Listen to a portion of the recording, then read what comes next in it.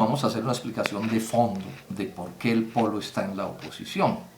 ¿Sí? Cuáles son las razones, las contradicciones en lo económico, en lo social y en lo político que tenemos con el gobierno de Juan Manuel Santos como heredero del gobierno de Álvaro Uribe, porque ahora no nos van a decir que es que Santos no es Uribe 3, que Santos 1 no es Uribe 3. En segundo término vamos a hablar de la importancia de que en un país como Colombia haya oposición. Esto es casi increíble, pero hay colombianos que piensan que la oposición es como una especie de asociación para delinquir y hacerle daño a Colombia, olvidando que en la base de cualquier procedimiento democrático en un país como el nuestro tiene que estar la oposición, no hay nada.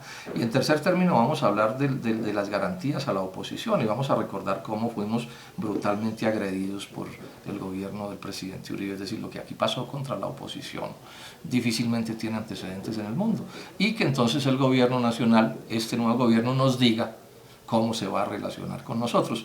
Y terminaremos advirtiendo una cosa, y es que este gobierno empezó muy mal en lo que tiene que ver con el respeto a la oposición, porque deja en la dirección del DAS, que es el centro de la agresión contra nosotros, deja nada menos que a Felipe Muñoz, quien tiene graves acusaciones de haber participado de una u otra manera pues en los desastres del DAS. Entonces, una mala manera de empezar el gobierno nacional a relacionarse con el polo, porque es que el problema aquí no es lo que ellos digan, es lo que hacen.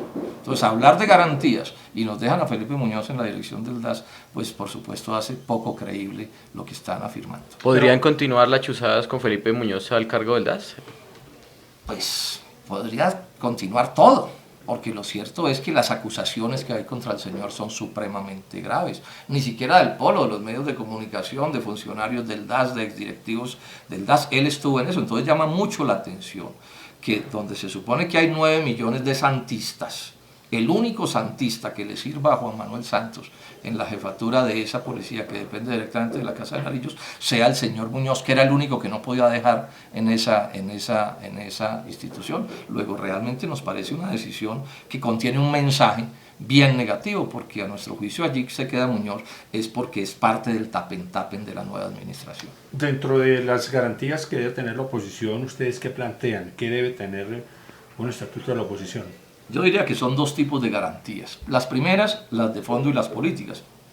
Es decir, nada se saca con darle a un partido de la oposición, por decir alguna cosa, el derecho a estar representado en las mesas directivas del Senado, si el presidente de la República dice que uno es un terrorista vestido de civil o que pertenece a las FARC, o le montan un montaje, para decirlo así, como el que nos armaron en el DAS. Entonces, lo primero es si el gobierno se compromete a una actitud democrática frente a la oposición, respetuosa. Si, por ejemplo, intentan dividir al polo democrático alternativo, son sacarnos a nuestros dirigentes, esas son agresiones intolerables.